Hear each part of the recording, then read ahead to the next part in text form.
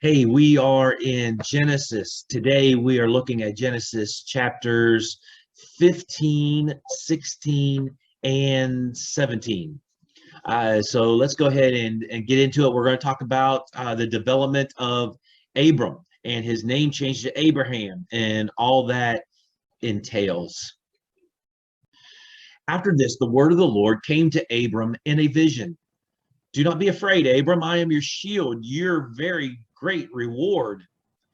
But Abram said, Sovereign Lord, what can you give me since I remain childless? And the one who will inherit my estate is Eliezer of Damascus. And Abram said, You have given me no children, so a servant in my household will be my heir. Then the word of the Lord came to him. This man will not be your heir, but a son who is your own flesh and blood will be your heir. He took him outside and said, Look up at the sky and count the stars, if indeed you can count them. Then he said to him, So shall your offspring be. Abram believed the Lord, and he credited it to him as righteousness. He also said to him, I am the Lord who brought you out of Ur of the Chaldeans to give you this land to take possession of it. But Abram said, Sovereign Lord, how can I know that I will gain possession of it? So the Lord said to him, Bring me a heifer, a goat, and a ram, each 3 years old, along with a dove and a young pigeon.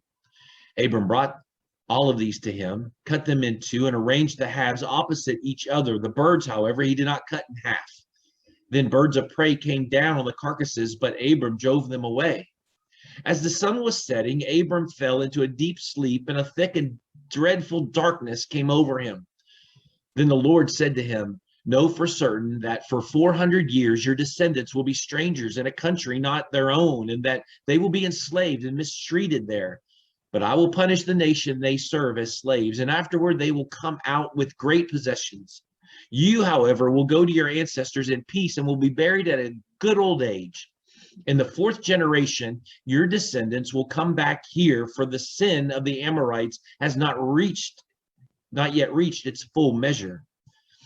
When the sun had set and darkness had fallen, a smoking firepot with a blazing torch appeared and passed between the pieces. On that day, the Lord made a covenant with Abram and said, To your descendants, I give this land from the Wadi of Egypt to the great river, the Euphrates, the land of the Kenites, Kenizzites, Cadmonites, Hittites, Perizzites, Rephites, Amorites, Canaanites, Girgashites, and Jebusites. Now Sarai, Abram's wife, had borne him no children, but she had an Egyptian slave named Hagar. So she said to Abram, The Lord has kept me from having children. Go sleep with my slave. Perhaps I can build a family through her. Abram agreed to what Sarai said.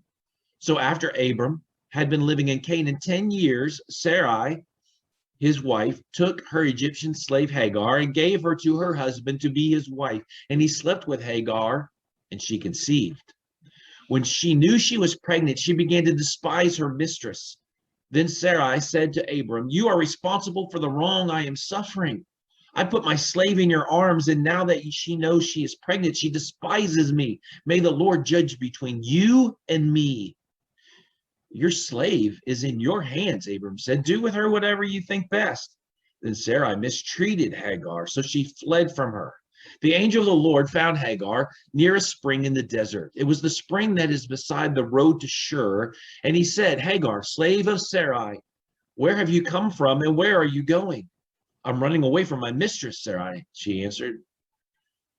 Then the angel of the Lord told her, Go back to your mistress and submit to her. The angels added, I will increase your descendants so much that they will be too numerous to count. The angel of the Lord also said to her, You are now pregnant, and you will give birth to a son, and you shall name him Ishmael. For the Lord has heard of your misery. He will be a wild donkey of a man. His hand will be against everyone, and everyone's hand against him, and he will live in hostility toward all his brothers. She gave this name to the Lord who spoke to her. You are the God who sees me. For she said, I have now seen the one who sees me.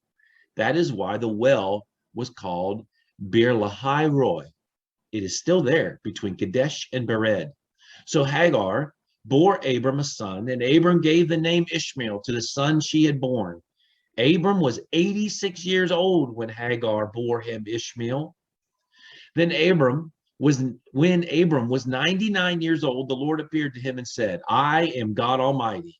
Walk before me faithfully and be blameless. Then I will make my covenant between me and you will greatly increase your numbers. Abram fell face down, and God said to him, as for me, this is my covenant with you. You will be the father of many nations. You will no longer be called Abram. Your name will be Abraham. For I have made you a father of many nations. I will make you very fruitful. I will make nations of you, and kings will come from you. I will establish my covenant as an everlasting covenant between me and you and your descendants after you for the generations to come, to be your God and the God of your descendants after you. The whole land of Canaan, where you now reside as a foreigner, I will give as an everlasting possession to you and your descendants after you, and I will be their God. Then God said to Abraham, as for you, you must keep my covenant, and you and your descendants after you for the generations to come. This is my covenant with you and your descendants after you, the covenant you are to keep. Every male among you shall be circumcised. You are to undergo circumcision, and it will be the sign of the covenant between me and you. For the generations to come, every male among you who is 8 days old, must be circumcised, including those born in your household or bought with money from a foreigner, those who are not your offspring, whether born in your household or bought with your money, they must be circumcised. My covenant in your flesh is to be an everlasting covenant. Any uncircumcised male who has not been circumcised in the flesh will be cut off from his people. He has broken my covenant. God also said to Abraham, as for you, for Sarai, your wife, you are no longer to call her Sarai. Her name will be Sarah. I will bless her, and I will surely give you a son by her. I will bless her so that she will be the mother of nations. Kings of peoples will come from her. Abraham fell face down. He laughed and said to himself, will a son be born to a man 100 years old? Will Sarah bear a child at the age of 90? And Abraham said to God, if only Ishmael might live under your blessing. Then God said, yes, but your wife Sarah will bear you a son, and you will call him Isaac. I will establish my covenant with him as an everlasting covenant for his descendants after him. And as for Ishmael, I have heard you. I will surely bless him. I will make him fruitful and will greatly increase his numbers. He will be the father of 12 rulers, and I will make him into a great nation. But my covenant I will establish with Isaac, whom Sarah will bear to you by this time next year. When he had finished speaking with Abraham, God went up from him. On that very day, Abraham took his son Ishmael and all those born in his household or bought with his money, every male in his household, and circumcised them as God told him. Abraham was 99 years old when he was circumcised, and his son Ishmael was 13. Abraham and his son Ishmael were both circumcised on that very day. And every male in Abraham's household, including those born in his household or bought from a foreigner, was circumcised with him. All right, so we see some interesting things taking place. God, first off, makes a covenant with Abram. We're going to hear this term covenant mentioned quite a bit throughout Scripture. It's a contract. In those days, contracts were made by cutting a sacrificial animal, splitting the carcasses, laying them on the ground, and then the two parties would walk through them, repeating what the covenant is. In verse 18 of chapter 15, it says that the Lord made a covenant, but literally in the Hebrew, it's the Lord cut a covenant. The covenant's a serious thing. If it's broken, the penalty is bloodshed by the guilty party. Hagar eventually goes to Egypt. If Abram had not gone to Egypt, if he would have trusted God during the famine and stayed in Canaan, all of this stuff wouldn't have taken place. In fact, Jewish tradition says that Abram and Sarai felt they were being punished by God for their childlessness because they went to Egypt. But Hagar returns to Egypt eventually. Ishmael becomes the ancestor of the Arab people. Isaac becomes the ancestor of the Jewish people.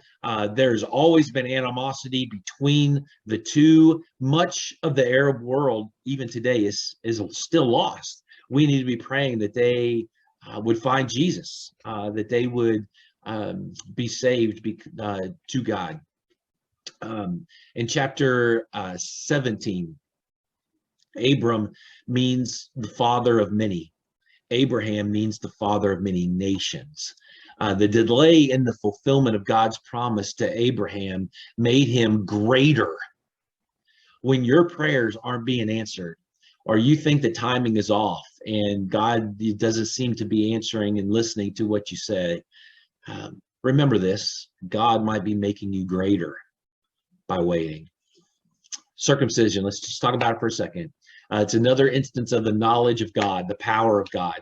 Newborn children have a particular susceptibility to be bleeders during that 2nd to 5th days of life. There's an important blood clotting agent, vitamin K. It's not formed to the normal amount of a person until that between the 5th and 7th days of life. There's another blood clotting agent called prothrombin. It's at its highest levels in infants. Guess what? On the 8th day of life. So in a world that didn't have medicine and surgery tools and all of that kind of stuff, God knew exactly what he was doing when he said circumcision should be done on the 8th day, because God created us. He knows us best. Finally, Abraham is considered righteous, not so much for believing in God, but believing God.